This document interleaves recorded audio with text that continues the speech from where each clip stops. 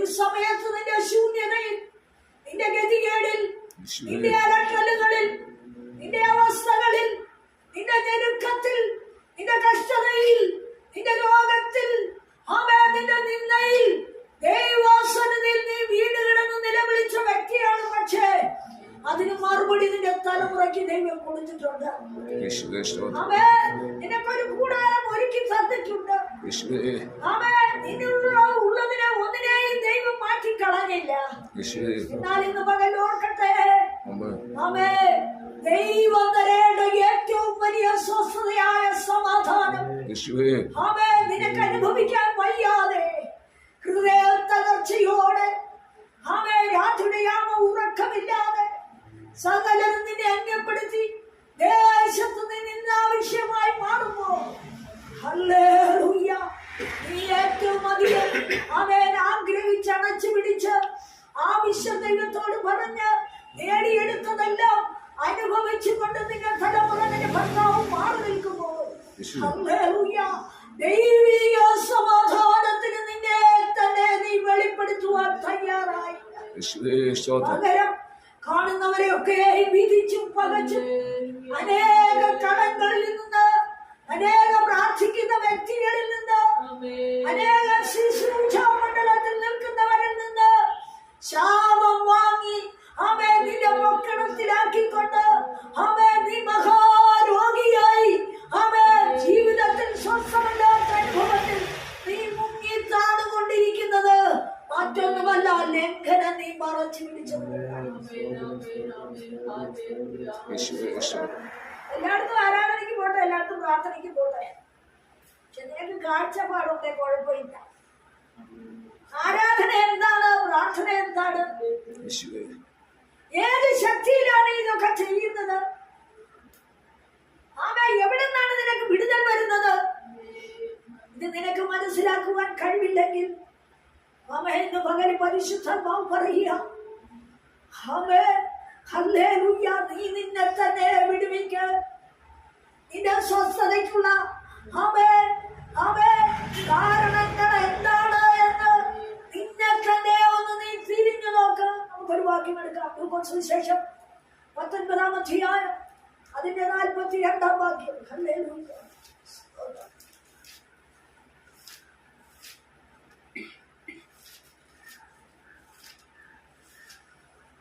അവൻ നഗരത്തിന് സമീപിച്ചപ്പോൾ അതിനെക്കുറിച്ച് കരഞ്ഞു. ഈ നാളിൽ നിന്റെ സമാധാനത്തിനുള്ളത് നീയും അറിഞ്ഞുവെങ്കിൽ കൊള്ളാമായിരുന്നു. ഇപ്പോഴോ അത് നിന്റെ കണ്ണിന് മറഞ്ഞിരിക്കുന്നു. നിന്റെ സന്ദർശനകാലം നീ അറിയാഞ്ഞതുകൊണ്ട് നിന്റെ ശത്രുക്കൾ നിനക്ക് ചുറ്റും വാടകോരി നിന്നെ വളഞ്ഞ് 4 പുറത്തും ഞെരുക്കി നിന്നെയും നിന്നിലുള്ള നിന്റെ മക്കളെയും നിലത്തു തള്ളിയിട്ട് നിങ്ങൾ കല്ലിന്മേൽ കല്ല് ശേഷിപ്പിക്കാതിരിക്കുന്ന കാലം നിനക്ക് വരും. തനിക്ക് വരേണ്ടുന്ന ശിക്ഷാവിധികളെ ഓർത്ത് നഗരത്തോടടുക്കുമ്പോൾ തന്നെ ശിക്ഷിക്കാനിരിക്കുന്ന നഗരത്തിന്റെ കെടുതികളെ കുറിച്ച് അവിടെ പ്രഖ്യാപിക്കുന്ന വിഷയമാണല്ലോ. എന്നാൽ ഇന്ന് പകലിൽ അതിലേക്ക് നമ്മുടെ ജീവിതത്തെ ഒന്ന് തിരിച്ചു കൊണ്ടുവരാം. കർത്താവ് പറയുക, അലങ്കരിച്ചതും ഉയർന്നു നിൽക്കുന്നതും കുഴപ്പമില്ലെന്ന് പറയുന്നതും എങ്ങനെയും ജീവിച്ചു പോകാമെന്ന് തോന്നുന്നതും ഏതൊരനുഭവത്തെയും നേരിടുവാനുള്ള സാമ്പത്തികം ഉണ്ടെന്ന് ചിന്തിക്കുന്നതുമായ അനുഭവങ്ങളിൽ നീ കടന്നു പോകുമ്പോൾ ഈ നാളിൽ നിന്റെ സമാധാനം എന്താണ്? എവിടെ നിന്നാണ്? എങ്ങനെ അത് ഏറ്റെടുക്കാം? എങ്ങനെ അത് എന്നിൽ കടന്നു വരും എന്ന് നിന്റെ ഹൃദയത്തെ ഒന്ന് ഇരുത്തി ചിന്തിക്കുവാനുള്ള ഒരു കൃപയ്ക്കായി ഈ ദിവസങ്ങൾ നീ മടങ്ങി വരണമെന്ന് പരിശുദ്ധാത്മാവോടെ ആഹ്വാനം ചെയ്യുക. ഇതൊന്നും പറയുന്ന എല്ലാവർക്കും ഇഷ്ടമല്ല. നമ്മളെവിടെ എടുത്തു നോക്കിയാലും, ഏത് ശുശ്രൂഷ നോക്കിയാലും നന്മ വരും, ശുഭത വരും, സന്തോഷം വരും, പൂർണ്ണത വരും എന്നൊക്കെ പ്രഖ്യാപിക്കുന്ന വിഷയമേ ഉള്ളൂ, അല്ലേ? സ്തോത്രം. എന്നാൽ പാപബോധം വരുത്തുവാൻ നേരത്തെ കേട്ടല്ലോ, ദാവീദ് രാജാവാ, വലിയ തെറ്റും ചെയ്തിരിക്കുക. ഊരിയാവിനെ കൊന്നു. ഒരു സ്ത്രീയിലുള്ള അവന്റെ ഭാര്യയിലുള്ള മോഹം കൊണ്ട്.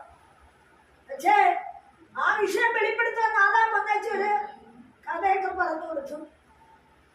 എന്നാൽ അങ്ങനെ കാണിച്ചവനെ കൊന്നുകളയണമെന്ന് ദാവീദ് പറഞ്ഞപ്പോൾ ആ ചെയ്ത പാപം മുഴുവൻ നിന്റെതാണെന്ന് ദാവീദിന്റെ മുഖത്ത് നോക്കി നാഥാൻ പറഞ്ഞപ്പോൾ പെട്ടെന്ന് രാജസ്ഥാനത്ത് നിന്ന് വാളൂരി അവനെ കൊല്ലാൻ പോയില്ല.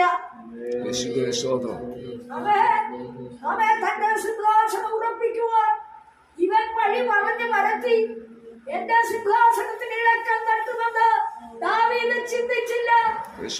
അവൻ പറഞ്ഞത് ദൈവത്തിന്റെ ആത്മാവല്ലേ, ഞാൻ ചെയ്ത പാപത്തെ ഓർപ്പിച്ചത് ദൈവമല്ലേ, ദൈവസന്നിധിയിൽ തന്നെ നെടുമ്പാട് വീഴുന്നു കൊടുക്കുവാൻ അവൻ ദാവീദ് തയ്യാറായെന്നാണ്. പകലിലൊന്ന് പറയട്ടെ, അവൻ സമാധാനത്തിന്റെ, സത്യത്തിന്റെ, വിശുദ്ധിയുടെ, സന്മാർഗ ജീവിതത്തിന്റെ അവൻ നേരെയുള്ള നടത്തിപ്പുകൾക്ക് വഴി പറഞ്ഞു കൊടുക്കുമ്പോൾ അതല്ല നിങ്ങൾ കുറ്റക്കാരെന്ന് നമ്മളെ ചൂണ്ടുമ്പോൾ ഓർത്തുകൊള്ളണം. അവരുടെ കുടുംബത്തെ സന്ദർശിക്കാനുള്ള ഒരു സമയം അടുത്തു കഴിഞ്ഞിരിക്കുന്നു. ഹല്ലേലൂയ. ഈ നാളിൽ നമ്മുടെ സമാധാനം, നമ്മുടെ കുടുംബത്തിന്റെ സമാധാനം, നമുക്കുള്ളവർക്കുള്ള സമാധാനം വെളിപ്പെടണമോ? വെളിപ്പെട്ടില്ലെങ്കിലോ എന്തൊക്കെ പറഞ്ഞിട്ടുണ്ട്, എന്തൊക്കെ പറഞ്ഞിട്ടുണ്ട്. ഈ നാളിൽ നിന്റെ സമാധാനത്തിനായുള്ളത് നീയും അറിഞ്ഞുവെങ്കിൽ കൊള്ളാമായിരുന്നു. ഇപ്പോഴോ അത് നിന്റെ കണ്ണിന് മറഞ്ഞിരിക്കുന്നു. കണ്ണിൽ ഇതൊക്കെ മറവാ. കാരണം എന്നാ? നിനക്ക് ലംഘനം കാണിക്കണം, നിനക്ക് കപടമുള്ള അധരത്തോടെ വ്യാപരിക്കണം.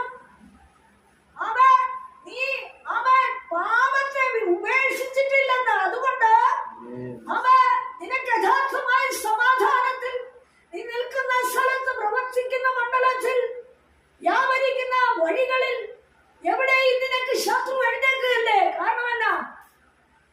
ഉള്ളിൽ ലംഘനം ഇരിക്കുക, ഉള്ളിൽ നിന്നയിരിക്കുക.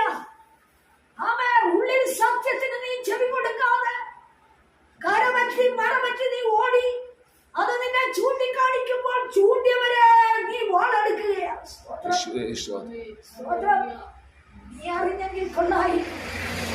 ഈ നാളിൽ നീ അത് അറിയുന്നില്ല. എന്നാൽ അടുത്ത വാക്യത്തിൽ എന്താ പറയുന്നത്? നിന്റെ കണ്ണിന് മറഞ്ഞിരിക്കുന്നു. നിന്റെ സന്ദർശനകാലം നീ അറിയാഞ്ഞത് കൊണ്ട് നിന്റെ ശത്രുക്കൾ നിനക്ക് ചുറ്റും വാടകോരി നിന്നെ വളഞ്ഞ് ഇപ്പൊ വാടകോരുന്നതേ ഉള്ളൂ. നീ ശരിയല്ലെന്ന് നിനക്കെതിരെ വാടകോരുക, അതൊരു സന്ദർശനമാണ്. നിന്റെ സന്ദർശനകാലം അടുത്തിരിക്കുന്ന വചനം എന്ന് പറഞ്ഞാൽ നിന്നെ ശിക്ഷിക്കാനുള്ള അവസരം അടുത്തു വരികയാണ്. പല വിധത്തിൽ ശത്രു നിന്നെ വാടകോരി, നീ നിൽക്കുന്ന മണ്ഡലത്തിൽ, പ്രവർത്തിക്കുന്ന മണ്ഡലത്തിൽ, നീ എവിടെയൊക്കെ മുട്ടുന്നു അവിടെയൊക്കെയും നിന്നെ വാടയാക്കി ശത്രു അംഗീകരിക്കുമ്പോൾ എന്നാൽ ഹല്ലേലൂയ. അടുത്ത പോയിന്റ് പറയുക. ശത്രുക്കൾ നിനക്ക് ചുറ്റും വാടകോരി നിന്നെ വളഞ്ഞ് നാലുപുറത്ത് ഞെരുക്കി നിന്നെയും നിന്നിലുള്ള നിന്റെ മക്കളെയും നിലത്ത് തള്ളിയിട്ട് നിങ്ങൾ കല്ലിന്മേൽ കല്ല് സൂക്ഷിപ്പിക്കാതിരിക്കുന്ന കാലത്ത് വാടകോരുക മാത്രമല്ല, അടുത്ത പോയിന്റ് പറയുക, നിന്നെ വളയുമെന്ന്. സ്തോത്രം. ദേശത്ത് നീ ശരിയല്ലെന്ന് പറയുന്ന പരസ്യക്കോലമാക്കുന്ന ചില എതിരുകൾ നിനക്കുണ്ട്. കാരണമല്ല, പരസ്യമായി ദൈവത്തിന്റെ ആത്മാവിൽ നടത്തപ്പെടുന്ന വ്യക്തികളെ നീ ചൂണ്ടി അവർക്കെതിരായി വാദിച്ചതുകൊണ്ട്, അവരെ നിന്ദിച്ചതുകൊണ്ട്, അവർ നിനക്ക് ആശ്വാസം പറഞ്ഞപ്പോഴൊക്കെയും അവർ നിന്നെ അണച്ചു പിടിച്ച് നിന്നെ ആശ്വസിപ്പിച്ച് നിന്നെ സമാധാനത്തിലാക്കി നിനക്ക് വേണ്ടി ഇടിവിൽ നിന്ന് പ്രാർത്ഥിച്ചവരെ നീ പരസ്യക്കോലമായി നിന്ദിച്ചതുകൊണ്ട് ദൈവം ഇത് കാണാതിരിക്കത്തില്ല.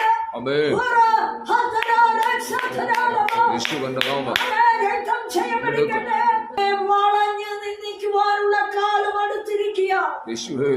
അതെങ്ങനെ ഒരു വാഹനമായിട്ട് പോയാ മതി. സ്തോത്രം. ഒന്ന് ചെറുത് തട്ടണ്ട,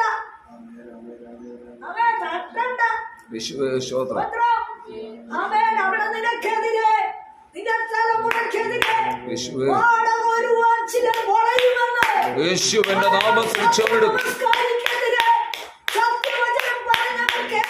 ആമേൻ. സത്യത്തിന് വേണ്ടി നടക്കുന്നവർക്കെതിരെ ഹല്ലേലൂയ. ആമേൻ. വാളോരിയ ശത്രുവിനെ ദൈവം പരസ്യമാക്കി യേശുവിന്റെ നാമത്തിൽ ചെവിടുക്കും.